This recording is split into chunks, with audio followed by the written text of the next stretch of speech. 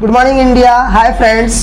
Today I have brought a very special topic for you. So keep watching this video. Let's learn about has got to and have got to. दोस्तों ये दोनों ही structures सबसे ज़्यादा use होने वाले हैं spoken English में तो खास तौर से, और ये इतने फ्रिक्वेंट यूज होते हैं You can't believe how people speak and use them. इसके लिए आपको थोड़ा सा अटेंटिव होना पड़ेगा लैंग्वेज को बोलते वक्त, सुनते वक्त और लिखते वक्त। तो आज एक इजी वे में हम हैज़ गॉट टू और हैव गॉट टू को कैसे यूज़ करना है, इनको अपनी स्पोकन इंग्लिश लिटरेचर की लैंग्वेज में कैसे यूज़ करना है, लेट्स लर्न।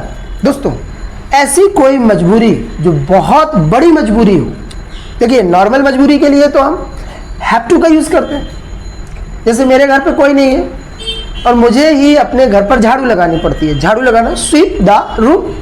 अब घर पर कोई नहीं है तो ये झाड़ू कौन लगाए, और झाड़ू लगाना मुझे बिल्कुल अच्छा नहीं लगता। ये मेरी मजबूरी है, लेकिन छोटी सी मजबूरी।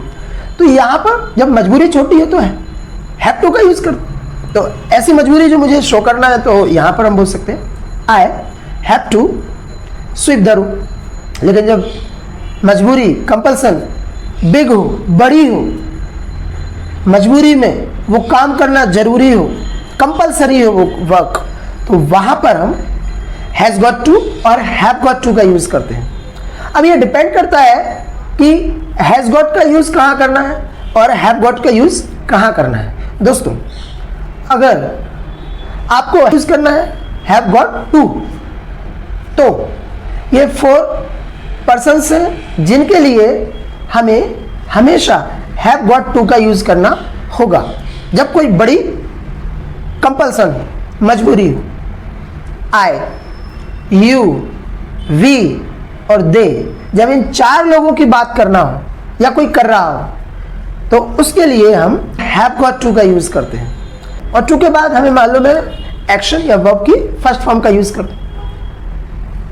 दोस्तों अगर मुझे MBA क्लियर करना है, मीन्स MBA करना है, और वो भी बहुत अच्छे कॉलेज से, लोकल कॉलेज से नहीं, एक अच्छे स्टैंडर्ड कॉलेज से, रेपुटेटेड कॉलेज से, जिसकी मार्केट वैल्यू बहुत शानदार हो, जिस पे प्लेसमेंट बहुत शानदार हो, और जो सैलरी या कहते हैं कि पैकेजेस बहुत ही हाई लेवल पे हो, ऐसे कॉलेज से मुझे MBA करना है।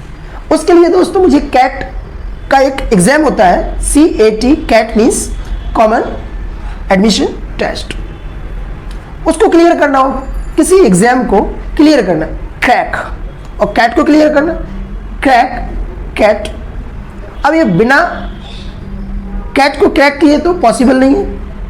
अब ये बहुत बड़ा एग्जाम है, इसमें लैक्स ऑफ स्टूडेंट्स कंपीट करते हैं, means lakhs of competitors are there.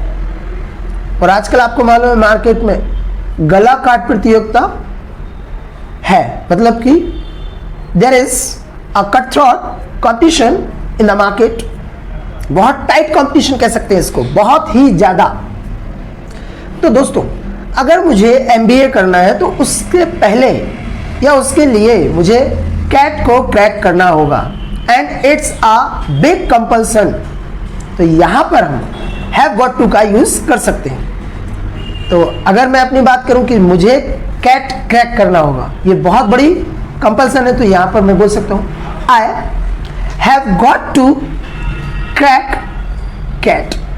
दोस्तों अगर आप MBA करना चाहते हैं और मुझे ये कहना हो कि उसके लिए आपको कैट क्रैक करना हो, तो ये सेंटेंस में आपके लिए बोल सकता, You have got to crack cat। दोस्तों got और to को मिलाकर या मिक्स करके, मर्ज करके गोटा बोला जाता है। कई लोग बहुत जब फास्ट इंग्लिश बोलते हैं, फ्लुएंट इंग्लिश बोलते हैं, तो वो got to को मिक्स करके ही बोलते हैं गोटा। अगर मैं कहूं कि आपको कैट क्रैक करना होगा, यहां पर हम फ्लुएंट इंग्लिश में इसको बोल सकते हैं You have got a crack cat। दोस्तों अगर मेरे पापा भी बुला रहे हो और मुझे वहाँ पर जाना ज़रूरी है, उनको कोई अर्जेंट वर्क है और मैं अपना काम कर रहा हूँ, लेकिन फिर भी मुझे उनका वर्क देखना है, यहाँ पर मैं कह सकता हूँ मुझे जाना है, मजबूरी है। आई हैव गॉट गो। तो यहाँ पर गॉट टू की जगह पर हम गोटा का यूज़ कर रहे हैं। दोस्तों घबराने की ज़रूरत नहीं है, आराम से इसको आप सीखें। इजी वे में आप नए नए एग्जाम्पल्स लेकर के सेंटेंसेस फ्रेम कर सकते हैं। दोस्तों ऐसी कंपल्सन जो थर्ड पर्सन के लिए हो। मेरे अंकल हैं, उनके 3 बच्चे हैं, फैमिली में कोई भी अर्न नहीं करता, उनके पेरेंट्स भी उनकी फैमिली में रहते हैं, मतलब he lives in a joint family, और पूरी फैमिली की रिस्पॉन्सिबिलिटी मेरे अंकल पर है। यहाँ पर अगर मुझे ये कहना है कि मेरे अंकल को पैसा कमाना बहुत ज़रूरी हो गया, मजबूरी है उनकी, क्योंकि उनके फैमिली की रिस्पॉन्सिबिलिटीज उनके ऊपर है। और यहाँ पर अंकल कौन है? Third person. और जब थर्ड पर्सन की कोई बड़ी कंपल्सन आपको शो करना है तो उसके लिए हैज़ गॉट टू का यूज़ किया जाता है। चलिए दोस्तों ये सीख लेते हैं कौन कौन से व्यक्ति के लिए हैज़ गॉट टू का यूज़ किया जाता है। थर्ड पर्सन जो भी हो, ही, शी, इट या नेम, इन सभी कैंडिडेट्स के लिए, पर्सन्स के लिए जब भी इनकी बिग कंपल्शन को शो करना हो उसके लिए हैज़ गॉट टू का यूज़ किया जाता है। यहाँ पर मैं अंकल की बात कर रहा हूँ कि मेरे अंकल को पैसा कमाना बहुत ज़रूरी है, तो उसके लिए हम बोल सकते हैं my uncle has got to earn money. दोस्तों अगर अगला वर्ल्ड कप इंडिया को जीतना है तो उसके लिए इंडिया को स्मार्टली प्ले करना हो, और ये अगर मुझे बताना है कि इंडिया को वर्ल्ड कप जीतने के लिए स्मार्टली प्ले करना होगा तो यहाँ पर हम बोल सकते हैं India has got to play smartly to win the world cup. दोस्तों अगर कोई मजबूरी मेरी मम्मी की है कि हर व्यक्ति को मैनेज करना, डैडी को या चिल्ड्रन को, रिलेटिव्स को, नेबर्स को, या और भी जान पहचान के लोग रहते हैं उनको मैनेज करना मेरी मम्मी की रिस्पॉन्सिबिलिटी है, और पूरा काम उन्हीं पर आता है। जैसे कोई बर्थडे पार्टी हो या कोई घर पे बड़ा सेलिब्रेशन हो या फिर कोई ओकेशन हो या कोई फेस्टिवल हो, तो घर की साफ़ सफाई से लेके जो डिशेस हैं उनको बनाने को लेकर और पूरा मतलब मैनेजमेंट मम्मी को ही देखना पड़ता है। तो घर के जितने भी कामकाज हैं वो सारे कामकाज मेरी मम्मी को करने पड़ते हैं। तो अगर मुझे ये कहना है कि घर के सारे कामकाज मम्मी को करने पड़ते हैं, घर के कामकाजों को इंग्लिश में बोलते हैं चोर्स, और उसको करना डू द चोर्स। और अगर मैं ये कंपल्सन मम्मी के लिए बता रहा हूँ भाई, इसलिए कंपल्सन है, ऐसा नहीं है मम्मी की ड्यूटी है, लेकिन उनकी एज काफ़ी हो चुकी है और अब एज हो गई तो इतना सारा वर्क मजबूरी में ही उनको करना पड़ता। तो यहाँ पर हम बोल सकते हैं she has got to do the chores. दोस्तों अगर मैं हैज़ गॉट टू को फ्लुएंट इंग्लिश के साथ बोलना चाहूँ या आप चाहते हैं तो यहाँ पर गॉट और टू को मर्ज करके आप गोटा वर्ड यूज़ कर सकते हैं। यहाँ पर अगर हमें मम्मी के लिए बोलना है फ्लुएंट इंग्लिश में कि घर के कामकाज करना उनकी मजबूरी है, तो यहाँ पर हम बोल सकते हैं she has got a do the chores. दोस्तों इस तरीके से आप has got to, have got to का यूज़ कर सकते हैं।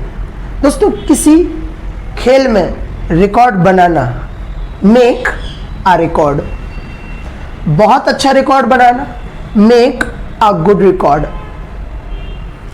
अगर और अच्छा रिकॉर्ड बनाना, उत्कृष्ट performance, make an excellent record. दोस्तों एक भव्य रिकॉर्ड बनाना मतलब आलीशान, शान शौकत भरा, मेक अ रॉयल रिकॉर्ड। और दोस्तों ऐसा रिकॉर्ड जिसके नाम के चर्चे वर्ल्ड के हर कोने में हो,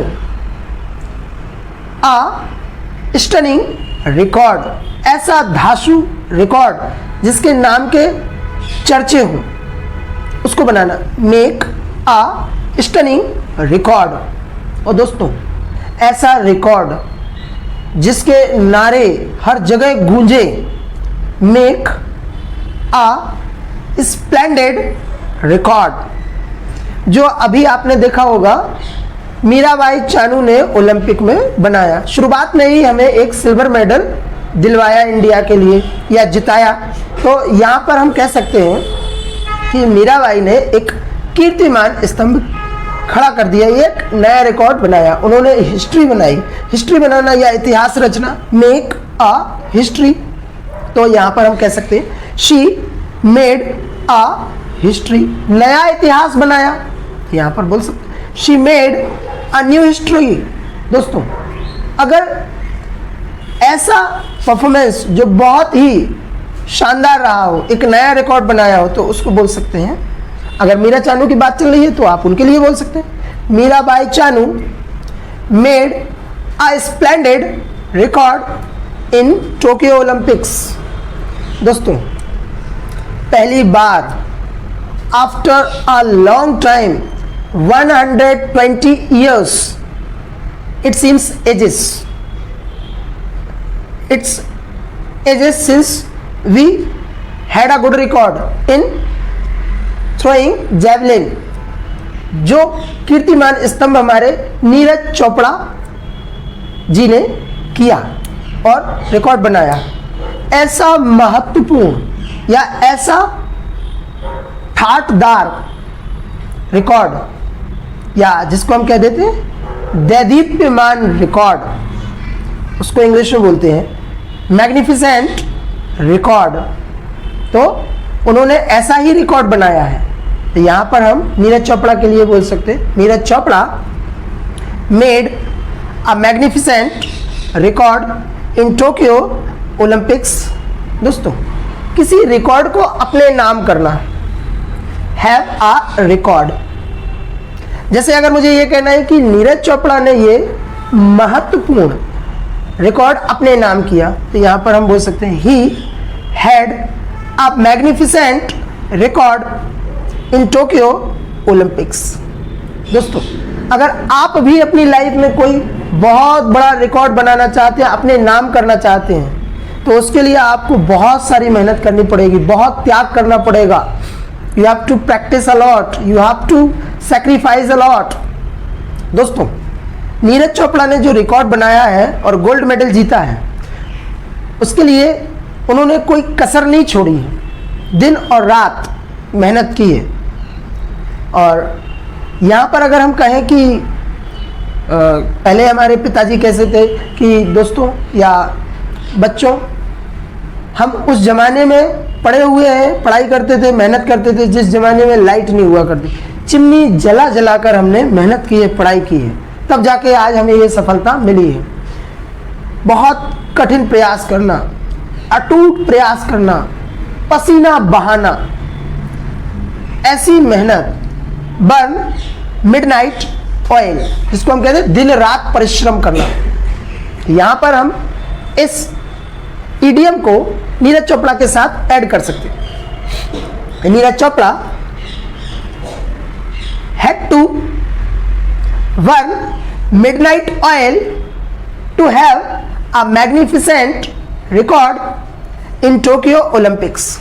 दोस्तों अगर ऐसा रिकॉर्ड आप बनाना चाहते हैं तो यहाँ पर हम यही कहेंगे आपको कि आपको भी ये बहुत बड़ा काम है डियर, ये छोटी मोटी रिस्पॉन्सिबिलिटी नहीं, बहुत बड़ी रिस्पॉन्सिबिलिटी है। किसी देश के लिए गोल्ड मेडल लाना एक बहुत बड़ा गौरव का काम है, ये कीर्तिमान रिकॉर्ड बनाने जैसा काम है। ऐसा काम शताब्दियों में होता है और वाकई में 120 वर्ष लग गए हैं इस काम को करने में। तो अगर मुझे ये कहना है कि अगर आप कोई दैदीप्यमान रिकॉर्ड अपने नाम करना चाहते हैं तो उसके लिए आपको भी दिन रात पसीना बहाना होगा, मेहनत करनी होगी। चाहे आप दिन में मेहनत करें, रात में, दिन रात मेहनत करनी पड़ेगी। उसके लिए हम बोल सकते हैं you have got a burn midnight oil to have a magnificent record in your life. दोस्तों, इस तरीके से आप हैज गॉट टू और हैव गॉट टू को यूज कर सकते हैं, और गॉटा चाहे वो हैव के साथ यूज किया जाता हो या हैज के साथ, आप आसानी से आप डिस्कस कर सकते हैं। अब आप अगर इंग्लिश सॉन्ग सुनेंगे, मूवीज देखेंगे या स्टोरीज सुनेंगे, तो उस टाइम पर आपको ये एक्सरसाइज हेल्पफुल रहेगी, बेनिफिट करेगी आपको। तो आप अगर ये सारे स्ट्रक्चर्स अच्छी तरह से अपने दिमाग में सीमेंटेड करना चाहते हैं, तो उसके लिए आपको मैं लास्ट में एक फिर से मजबूरी बताना चाहूँगा, you have got a practice a lot. Language पर कमांड बनाने के लिए आपको बहुत मेहनत करनी पड़ेगी। दोस्तों, now I want to clear one thing, there is a word used to. देखिए दोस्तों, यहाँ पर बहुत सारे यूज्ड टू हैं, मीन्स एक तो सिंपल USETO यूज टू, और सेकंड जो है USEDTO यूज्ड टू, जो हम पहले आपके साथ प्रीवियस क्लासेस में डिस्कस कर चुके हैं। और दोस्तों, आज हम आपको इसके जो पूरे यूजेस हैं वो एक्सप्लेन करने जा रहा हूं। दोस्तों, ऐसा कोई काम जो हम आज से पहले करते थे उसके लिए भी हम यूज टू का यूज करते हैं, लेकिन वो काम हम अब बंद कर चुके हैं या स्टॉप कर चुके हैं। लेकिन second use of use to, ये एक कंडीशन है।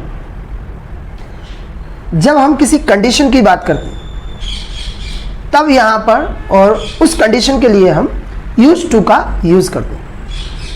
जैसे आपने कई बार सुना होगा किसी के वार्तालाप में कि यार उसको सिगरेट पीने की आदत है, मतलब कि वो सिगरेट पीने का आदी हो चुका है, रोज सिगरेट पीता है, सुबह, दोपहर, शाम, morning, day time, evening time, all time. तो दोस्तों, किसी काम को करने की आदत हो जाना, यूज टू, और अगर ये आदत मुझे है तो खुद के लिए जो आदत है उसको बताने के लिए हम आई एम का यूज करते हैं। जैसे मुझे एक आदत है रोज सुबह कॉफी पीने की, मुझे कॉफी ना मिले तो बड़ी तड़प लगती है। अब काफी लंबे समय से कॉफी पी रहे हैं तो एक आदत बन चुकी, तो कॉफी पीने की मेरी आदत है। अगर मुझे खुद बताना है कि ऐसी मेरी आदत है तो इसको बताने के लिए हम यूज टू का यूज करते हैं।